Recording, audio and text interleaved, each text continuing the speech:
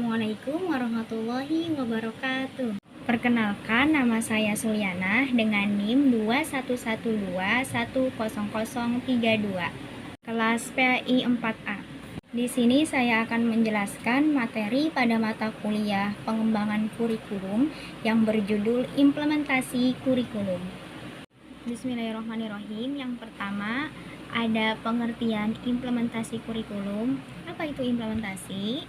Menurut Mulyasa, implementasi adalah proses penerapan ide, konsep, kebijakan, atau inovasi dalam suatu tindak praktis sehingga memberikan dampak baik berupa perubahan, pengetahuan, keterampilan, maupun nilai dan sikap. Pada hakikatnya, kurikulum didesain untuk menghasilkan perubahan kualitas pembelajaran siswa agar sesuai tujuan pendidikan. Ini berarti bahwa implementasi kurikulum adalah proses perubahan untuk memperoleh hasil yang mendekati pencapaian tujuan pendidikan ideal. Berdasarkan hal itu, semua kerja kurikulum sejak dari rancangan, implementasi, dan evaluasi merupakan siklus perubahan. Implementasi kurikulum itu kurikulum yang diterapkan atau diimplementasikan di suatu lembaga pendidikan tersebut setelah kurikulum itu dirancang, didesain dengan baik agar menghasilkan kualitas pendidikan yang baik pula. Pengertian implementasi kurikulum. Selanjutnya ada tahapan-tahapan implementasi kurikulum. Apa saja sih tahapannya? Ada 3 tahapan implementasi kurikulum. Yang pertama, pengembangan program. Pengembangan program di sini mencakup program tahunan, program bulanan, program semester, harian. Selain itu juga ada program bimbingan dan konseling atau program remedial. Dan yang kedua, ada pelaksanaan pembelajaran. Pelaksanaan pembelajaran di sini proses pembelajaran, interaksi peserta didik dengan lingkungannya sehingga terjadi perubahan perilaku ke arah yang lebih baik lagi. Dan tahapan yang ketiga ada evaluasi. Jadi proses yang dilaksanakan sepanjang proses kurikulum tersebut serta penilaian formatif atau sumatif. Jadi penilaian itu secara utuh mencakup keseluruhan untuk keperluan evaluasi kurikulum. Implementasi kurikulum sebuah proses pengembangan kurikulum. Jadi dengan kita mengimplementasikan kurikulum tersebut, maka itu akan menjadi proses pengembangan kurikulum ke arah yang lebih baik lagi. Pengembangan kurikulum diartikan sebagai suatu proses, maka dalam pelaksanaannya terdiri beberapa langkah yang harus dilakukan sebagaimana yang digambarkan oleh Hasan yang dikutip oleh Muhaimin dalam chart berikut ini. Di sini ada 3 kategori. Yang pertama perencanaan, yang kedua implementasi, dan yang ketiga itu evaluasi. Jadi awalnya itu kita menemukan ide terlebih dahulu. Setelah menemukannya ide, dibuatlah program-program. Ide dan program ini termasuk dalam kategori perencanaan. Setelah dibuatnya program, maka kita akan membuat silabus. Kemudian silabus sudah dibuat dan diimplementasikan, kita akan menemukan pengalaman. Jadi pengalaman dan silabus ini dalam kategori implementasi. Setelah silabus diimplementasikan dan menemukan pengalaman, maka akan menemukan hasil, dan hasil ini yang akan menjadi evaluasi. Jadi hasil termasuk dalam kategori evaluasi. Jadi hasil ini dari proses keseluruhan tadi ya, dari ide, program, silabus, dan pengalaman. Ide dan program termasuk perencanaan, pengalaman dan silabus termasuk implementasi, dan hasil itu termasuk kategori evaluasi. Dengan adanya evaluasi ini, maka kita akan menemukan letak kesalahannya dan menjadi pembelajaran untuk kurikulum yang akan datang, agar kurikulum itu lebih baik lagi, menghasilkan kualitas pendidikan yang lebih baik lagi dari sebelumnya. Selanjutnya ada faktor-faktor yang mempengaruhi implementasi kurikulum.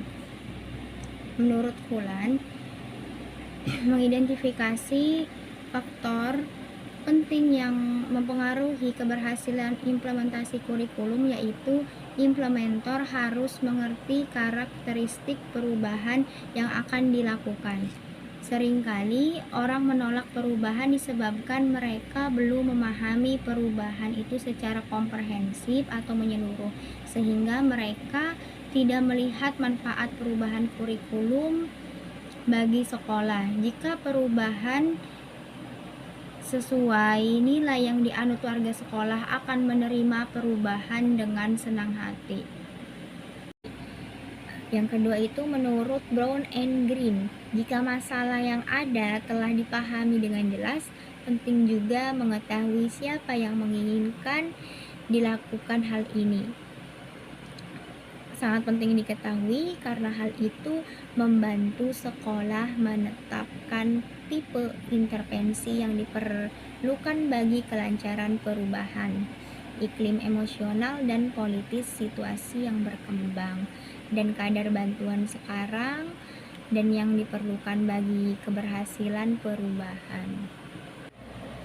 Jadi desain kurikulum yang telah disusun perlu diimplementasikan. Tidak ada gunanya kurikulum didesain kalau tidak diimplementasikan dalam proses pembelajaran untuk mencapai tujuan pendidikan. Ini menunjukkan keterkaitan antara kurikulum dan pembelajaran, walau ada yang menganggap keduanya terpisah. Karena itu, implementasi desain kurikulum dalam proses pembelajaran di sekolah merupakan bagian penting program pendidikan. Banyak program pendidikan yang telah dirancang dan dikembangkan dengan baik, tetapi seringkali tidak diimplementasikan dengan baik pula. Padahal program itu sudah direncanakan dalam waktu lama, menelan banyak dana dan tenaga, tetapi karena tidak diimplementasikan sesuai misi kurikulum itu, desain tersebut menjadi sia-sia. Menurut Willis Bondi, mensinyalir lebih 90% kurikulum baru tidak diimplementasikan dengan baik. Fakta lain menunjukkan banyak proyek inovasi kurikulum baru yang telah menelan dana besar, tetapi proyek itu tidak efektif. Kebanyakan kurikulum baru itu tersimpan dalam tumpukan naskah yang dipenuhi debu di lemari pimpinan sekolah atau tersangkut di pintu lokal sekolah. Artinya program inovasi itu tidak diimplementasikan dalam kelas. Menurut Willis and Bondi, salah satu penyebab kurikulum gagal dilaksanakan dalam pembelajaran karena sekolah dan pendidik umumnya kurang menguasai keterampilan manajerial dan kemampuan implementasi kurikulum. Penyebab lain ialah karena implementasi kurikulum belum dianggap sebagai hal penting. Menurut Serason, kebanyakan implementasi reformasi pendidikan gagal karena orang sebagai pelaksana kurikulum kurang paham kultur sekolah. Kemudian menurut Bishop, implementasi mengharuskan restrukturisasi dan penggantian yang menimbulkan ketidaknyamanan pada banyak warga sekolah. Akibatnya, jika kurikulum baru tidak efektif, pemangku pendidikan cenderung mengubah lagi kurikulum itu tanpa dikaji mengapa kurikulum itu kurang efektif. Kurang efektifnya kurikulum lama belum tentu bersumber pada kurikulum itu, tetapi kebanyakan kurikulum baru belum diimplementasikan sebagaimana seharusnya, akibatnya sering terjadi perubahan. sering terjadi perubahan dokumen kurikulum tanpa berdasarkan hasil evaluasi implementasi kurikulum yang berlaku, sehingga tidak diketahui mengapa kurikulum tersebut belum efektif. Yang lebih tragis ialah jika kurikulum baru yang menggantikan kurikulum lama itu belum mengalami sosialisasi komprehensif atau menyeluruh dan uji coba lapangan yang belum cukup dipahami guru sebagai pelaksana kurikulum dan pimpinan sekolah sebagai penanggung jawab implementasi kurikulum. Hasilnya diprediksi tidak jauh berbeda dengan kurikulum sebelumnya. Hanya itu yang bisa saya sampaikan.